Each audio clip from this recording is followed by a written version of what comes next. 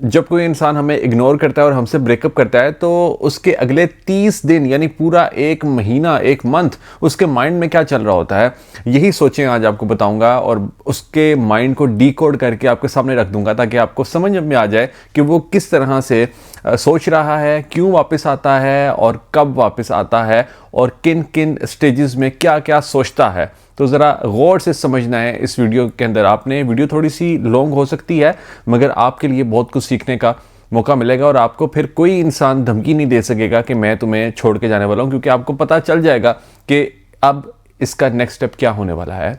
तो आप फिर उस प्रोसेस पर ट्रस्ट करेंगे, आप पैनिक नहीं करेंगे, आप एक साइकोलॉजिस्ट की तरह सोचेंगे, क्योंकि हमारे पास जो लोग आते हैं उनको हम एक साइकोलॉजिस्ट ही बना देते हैं, काइंड ऑफ रिलेशनशिप का साइकोलॉजिस्ट। यानी उनको पता होता है कि किस तरह से रिलेशनशिप डायनामिक्स काम करते हैं, किस तरह से दूसरा इंसान अब मेरे साथ डील करने वाला है।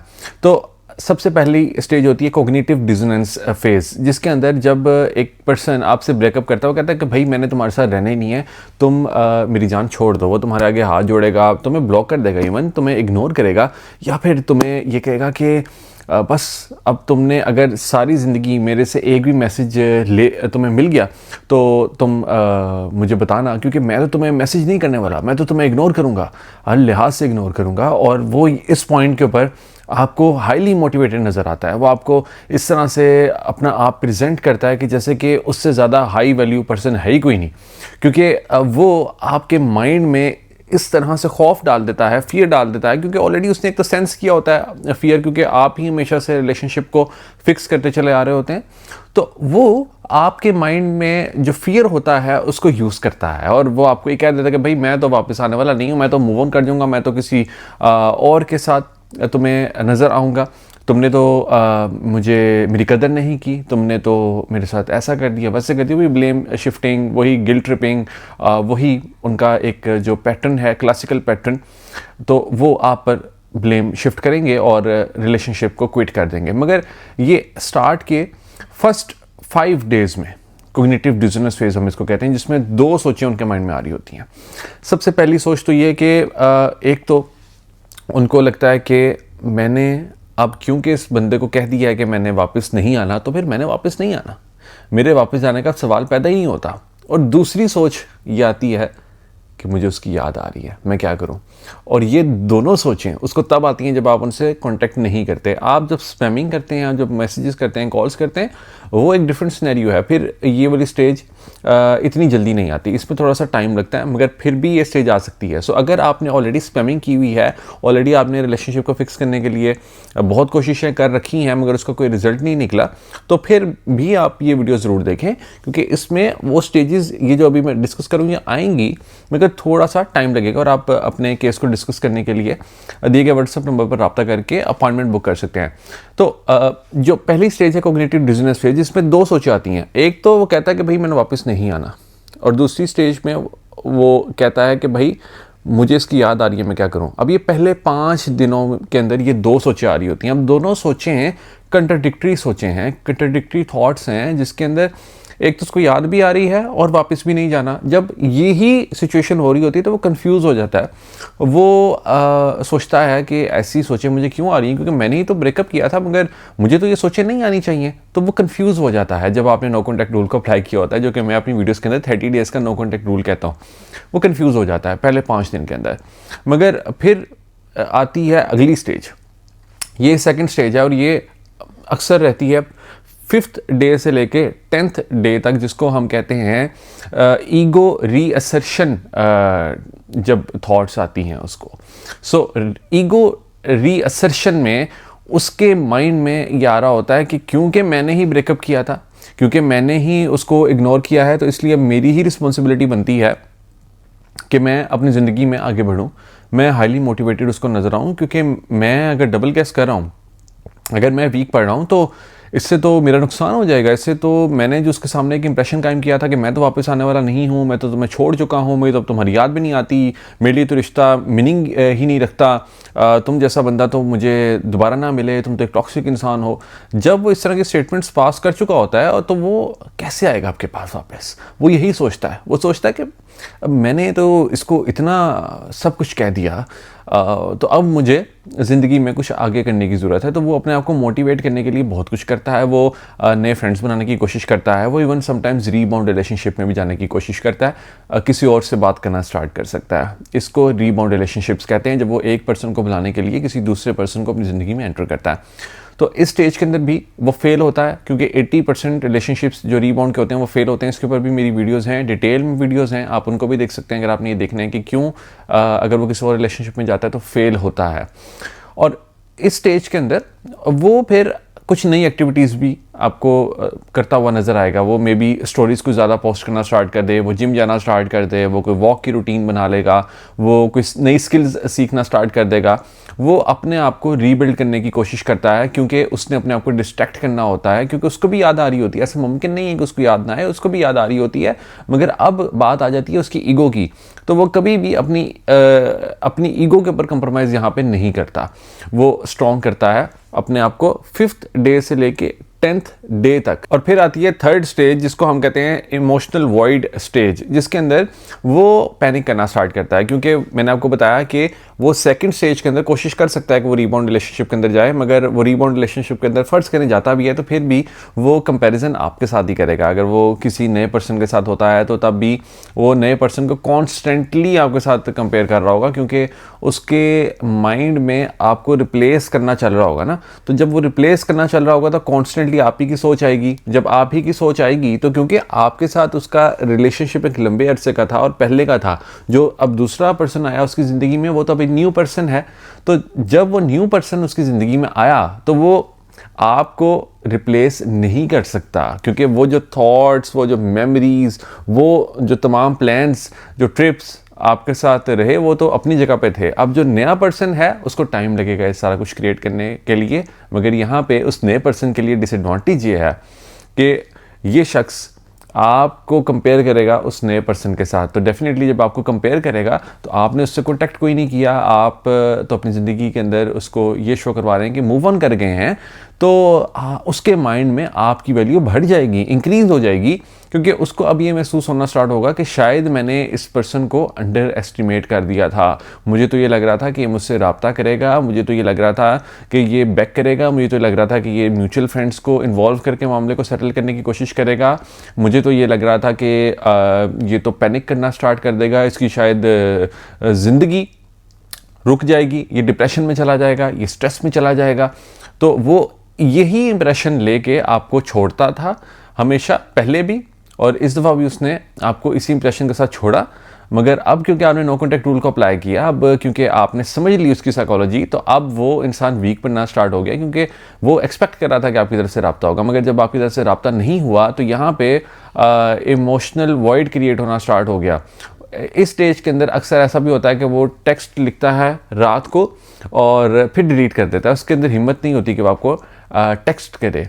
वो स्टोरीज़ लगाता है मगर फिर उन स्टोरीज़ से बैक ऑफ कर लेता है, क्योंकि उसको लगता है कि अभी भी आपकी टेंशन नहीं मिल रही। वो इन स्टोरीज़ के अंदर भी वो कोई प्यार मोहब्बत की बातें भी करता नज़र आ सकता है, या फिर कुछ ऐसे लोगों के बारे में बात करता हुआ आपको नज़र आएगा कि जो कि बेवफा होते हैं। तो आपकी टेंशन सीख करने की कोशिश कर सकता है, किसी म्यूचुअल फ्रेंड से आपके बारे में बात कर सकता है। मगर ये वो स्टेज होती है जब वो टूटना स्टार्ट होता है, जब उसको आपकी याद आना स्टार्ट हो चुकी होती है और वो एक्सपेक्ट कर रहा होता है कि आप उसको मैसेज करें, मगर आपकी तरफ से कोई मैसेज नहीं जाता। तो इससे उसकी नज़रों में आपकी कदर बढ़ जाती है।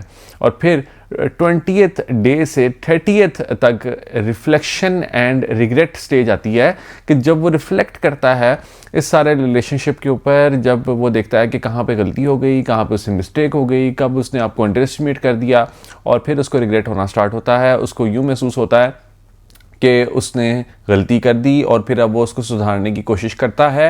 वो इस पॉइंट के ऊपर किसी न किसी बहाने से आपसे रब्ता कर सकता है। वो कोई ऐसी टेक्निक यूज़ कर सकता है जिससे कि आपको ये भी शो ना हो कि वो आपको मिस कर रहा है।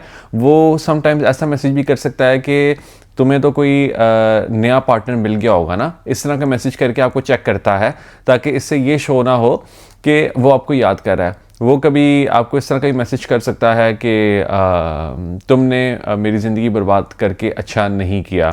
वो आपको इस तरह का मैसेज भी कर सकता है, hi how are you, I just wanted to ask के तुम्हारे पास मेरी वो चीज़ थी वो कहाँ पे है। तो इस तरह का भी मैसेज करके एक बहाने से आपसे बात कर सकता है। वो कभी आपको कोई मैसेज करके डिलीट कर सकता है। वो कभी आपको एक कॉल कर सकता है और उसके बाद कह सकता है कि सॉरी कॉल गलती से हो गई थी। वो इस तरह के बहुत से एक्सक्यूज़ेस जनरेट करके आपसे रब्ता कर सकता है। तो इस स्टेज के वो कोई रील भेज सकता है आपको, और उस रील में इस तरह की बात हो सकती है कि कभी भी किसी पर ट्रस्ट मत करो, लोग तुम्हें धोखा देते हैं। यानी वो एक तरह से किसी न किसी बहाने से आपके साथ कनेक्शन क्रिएट करने की कोशिश करेगा, मगर समटाइम्स लोगों को लगता है कि भाई ये बंदा अभी तक सुधरा नहीं है। मगर दरअसल अगर वो कोई नेगेटिव चीज़ भी आपको भेजता है तो इसका भी मतलब यही है कि वो आपको याद कर रहा है। तो ऐसे केसेस के अंदर यानी नो कॉन्टैक्ट रूल जो लोग अप्लाई करते हैं उसमें 100% मैंने तो देखा है कि रिज़ल्ट क्रिएट होता है। मगर ये नो कॉन्टैक्ट रूल जब आप अप्लाई करते हैं, जैसे ही आपका रिलेशनशिप एंड होता है तो तब इसके 100% मैंने रिजल्ट्स को देखा है। मगर अगर टाइम कुछ ज़्यादा हो गया है, आपके रिलेशनशिप को एंड हुए हुए कुछ महीने हो गए हैं, तो फिर इसके चांसेस 80% के करीब होते हैं कि ये काम करता है। और 20% केसेस के अंदर हमें खुद उसमें मैसेज करना होता है, और ऐसे सिनेरियोज भी बड़े कामयाब होते हैं, बहुत ज़बरदस्त इसके भी रिजल्ट हमें देखने को मिलते हैं। मगर फॉर एग्जांपल आपने रिलेशनशिप आपका अभी रिसेंटली एंड हुआ, कोई 1-2 दिन पहले एंड हुआ, और फिर आपने नो कॉन्टैक्ट रूल को अप्लाई कर दिया, तो उसके बाद भी अगर 30 दिन के अंदर उसका कनेक्शन आपका उसके साथ एस्टेब्लिश नहीं होता, तब भी बहुत से मेथड्स होते हैं जिसके ज़रिए हम कनेक्शन को एस्टेब्लिश कर सकते हैं। तो हमारा मकसद है रिलेशनशिप्स को रीस्टोर करना। हमारा मकसद है कि जिन वजूहात की वजह से आप दोनों सेपरेट हुए उन रीजंस के ऊपर काम करना और लोगों को आपस में जोड़ना इंस्टेड ऑफ ब्रेकअप्स। क्योंकि समटाइम्स हमने सीखा ही नहीं होता कि किस तरह से हमने रिलेशनशिप्स को चलाना है। तो आप बहुत सी ऐसी वीडियोस देखेंगे कि जिसके ऊपर ब्रेकअप्स को लेकर के बहुत ज़्यादा उसके ऊपर बात की जाती है। लोगों को ये सिखाया जाता है कि आप जुदा हो जाएं, आप उसको छोड़ दें, आप उसको भुला दें। मगर पॉइंट ये होता है कि अगर तो इसमें आपकी तरफ से ही मिस्टेक हुई है तो फिर नेक्स्ट टाइम भी तो आप किसी ऐसे रिलेशनशिप के अंदर फंस जाएंगे। फ़र्ज़ करें आपकी तरफ से मिस्टेक नहीं हुई, आपका एंग्शियस अटैचमेंट स्टाइल था, तो तब भी आपने उस एंग्शियस अटैचमेंट स्टाइल के ऊपर काम तो करना ही है ना, क्योंकि आपके इस एंग्शियस अटैचमेंट का ही फ़ायदा तो इस पर्सन ने उठाया जो कि अभी आपको छोड़ के चला गया। तो फिर भी तो चांसेस यही हैं कि जब आप नेक्स्ट किसी रिलेशनशिप में जाएंगे तो तब भी आप अगर किसी डिसमिसिव अवॉइडेंट के साथ रिलेशनशिप में आते हैं तो तब डिसमिसिव अवॉइडेंट अगेन आपका फ़ायदा उठाएगा। अगेन वो आपके पैटर्न को समझ लेगा कि ये एंग्शियस अटैचमेंट स्टाइल रखने वाला पर्सन है, तो इसको मैं दोबारा यूज़ करूँगा और इसको मैं दोबारा छोड़ दूंगा। फर्ज करें अगर वो नार्सिसिस्ट है तो फिर भी अगर क्या गारंटी है कि नेक्स्ट आपका रिलेशनशिप किसी नार्सिसिस्ट के साथ नहीं बनेगा। तो इसीलिए आपको सीखना होता है कि किस तरह से आपने लोगों को समझना है, उनकी साइकोलॉजी क्या है और इस तरह के लोगों के साथ डील हमने कैसे करना है, ताकि आपको समझ में आ जाए, आप खुद अंडरस्टैंड करना सीखें, आप खुद डील करना सीखें। और अगर इसी तरह का कोई रिलेशनशिप है जिसके अंदर भी आप फंसे हुए हैं तो डू लेट अस नो, आप हमसे रब्ता करें और आप अपॉइंटमेंट बुक करके अपना केस मेरे सामने प्रेजेंट करें, and definitely I will do my level best कि इसमें मैं आपको वो मशवरा दे सकूं जिससे कि आपका रिलेशनशिप रीस्टोर हो जाए और मैं देख भी सकूं कि किन केसेस के अंदर हमने किस तरह से क्या स्ट्रेटजी आपको गाइड करनी, क्योंकि हर केस के अंदर डिफरेंट स्ट्रेटजीज होती हैं जो कि हम इम्प्लीमेंट कर रहे होते हैं। तो ये 30 डेज नो कॉन्टैक्ट रूल के बाद जो 4 स्टेजेस से आपको छोड़ के जाने वाला इंसान गुजरता है, मैंने उसके माइंड को डिकोड करके आपके सामने रखा है। तो ये एक जेनेरिक वीडियो है जो कि हर पर्सन की हेल्प कर सकती है, मगर जो स्पेसिफिक केसेस होते हैं वो मैं कोशिश करता हूँ कि उसमें मैं अपॉइंटमेंट में मशवरा दूं, सो दैट कि मैं आपके केस को एनालाइज कर लूं। क्योंकि अगर मैं आपको जेनेरिक मशवरे देना स्टार्ट कर दूंगा तो उससे हो सकता है कि आपके केस के अंदर वो टेक्निक अप्लाई ना करनी हो। इसीलिए मैं ख़ास तौर पे जो मैरिड कपल्स होते हैं उनको कहता हूँ कि आप अपॉइंटमेंट बुक करें, ताकि आप उसमें सीखें कि कब आपने नो कॉन्टैक्ट रूल को अप्लाई करना है, कब आपने नो कॉन्टैक्ट रूल को अप्लाई नहीं करना। और ज़्यादातर केसेस के अंदर उसमें हम उनको ये सिखाते हैं कि किस तरह से आपने कम्युनिकेशन को रीस्टोर करना है instead of stonewalling, instead of no contact. तो इसीलिए आप अपने केस को प्रेजेंट करें मेरे साथ, इंडिविजुअल लेवल पे, ताकि मैं खुद उसको एनालिसिस उसका करके आपको सलूशन दे सकूं। तो ये वीडियो आपके लिए बहुत हेल्पफुल रही होगी, आई होप सो। इस वीडियो को अपने फ्रेंड्स के साथ ज़रूर शेयर करें, ताकि अगर उनका भी इस तरह का कोई इशू है तो उनको मदद मिल सके। All the best.